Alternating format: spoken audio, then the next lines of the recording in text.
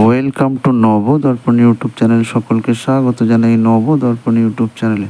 Friends, এখনও পর্যন্ত যারা আমাদের চ্যানেলটি সাবস্ক্রাইব করেননি, প্রত্যেকের কাছে রিকোয়েস্ট, আমাদের চ্যানেলটি সাবস্ক্রাইব করে আমাদের পাশে থাকুন, আমাদেরকে সাপোর্ট করুন, আমাদেরকে এগিয়ে যেতে সাহায্য করুন। ফ্রেন্ডস, এখন আলোচনা করব বাংলা চলচ্চিত্রের অন্যতম খ্যাতনামা অভিনেতা সৌমিত্র চট্টোপাধ্যায়ের জীবনী। চলুন ভিডিওটা শুরু করি। সৌমিত্র চট্টোপাধ্যায় একজন ভারতীয় বাঙালি চলচ্চিত্র অভিনেতা হিসাবে তিনি কিংবদন্তি। তবে আবৃত্তি শিল্পী হিসাবেও তার নাম অত্যন্ত সম্ভ্রমের সাথেই উচ্চারিত হয়। তিনি কবি ও অনুবাদক। বিখ্যাত চলচ্চিত্র পরিচালক সত্যজিৎ রায়ের 34টি সিনেমার মধ্যে 14টি অভিনয় করেছেন। সৌমিত্র চট্টোপাধ্যায় কলকাতা বিশ্ববিদ্যালয়ের আমহার্স্ট স্ট্রিট সিটি কলেজে সাহিত্য নিয়ে পড়াশুনো করেন। 1959 খ্রিস্টাব্দে তিনি প্রথম সত্যজিৎ রায়ের পরিচালনায় অপুর সংসার ছবিতে অভিনয় করেন। পরবর্তীতে তিনি মৃণাল সেন, তপন সিংহ, অজয় করের মতো পরিচালকদের সঙ্গেও কাজ করেছেন। সিনেমা ছাড়াও তিনি বহু নাটক, যাত্রা এবং টিভি ধারাবাহিকে অভিনয় করেছেন। অভিনয় ছাড়া তিনি নাটক ও কবিতা লিখেছেন, নাটক ও পরিচালনা করেছেন।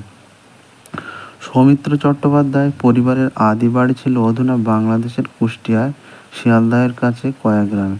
সৌমিত্র চট্টোপাধ্যায়ের পিতামহের আমল থেকে কৃষ্ণ চট্টোপাধ্যায়ের পরিবারের সদস্যরা নদিয়া জেলার কৃষ্ণনগরে থাকতে শুরু করেন। সৌমিত্রের পিসিমা তারা দেবীর সঙ্গে স্যার আশুতোষ মুখোপাধ্যায়ের জ্যৈষ্ঠ পুত্র কলকাতা হাইকোর্টের বিচারক রামপ্রসাদ মুখোপাধ্যায়ের বিবাহ হয়।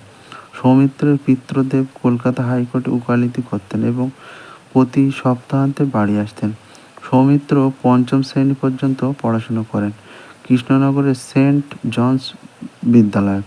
তারপর পিতৃদেবের চাকরি বদলের কারণে সৌমিত্রের বিদ্যালয় বদল হতে থাকে এবং উনি বিদ্যালয়ে পড়াশোনা শেষ করেন। হাওড়া জেলা স্কুল থেকে, তারপর কলকাতা সিটি কলেজ থেকে প্রথমে আইএসসি এবং পরে বিএ অনার্স বাংলা পাশ করার পর পোস্ট গ্রাজুয়েট কলেজ অফ আর্টসে 2 বছর পড়াশোনা করেন। কলেজে বাংলা অনার্স নিয়ে পড়ার সময় নাট্য ব্যক্তিত্ব শিশির কুমার ভাদুড়ির সাথে যোগাযোগ ঘটে তার। তখন তিনি অভিনয়কে জীবনের প্রধান লক্ষ্য করে নেবার কথা ভেবেছিলেন। ভাদুড়ির অভিনয় সৌমিত্রকে গভীরভাবে অনুপ্রাণিত করেছিল। কর্মজীবন শুরু হয় আকাশবাণীর ঘোষক হিসাবে, পাশাপাশি থিয়েটার অভিনয় এবং ছবিতে অডিশন দিচ্ছিলেন।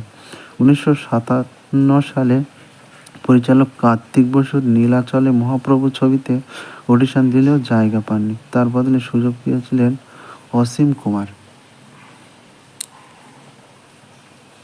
সৌমিত্র সুদীর্ঘ 60 বছরের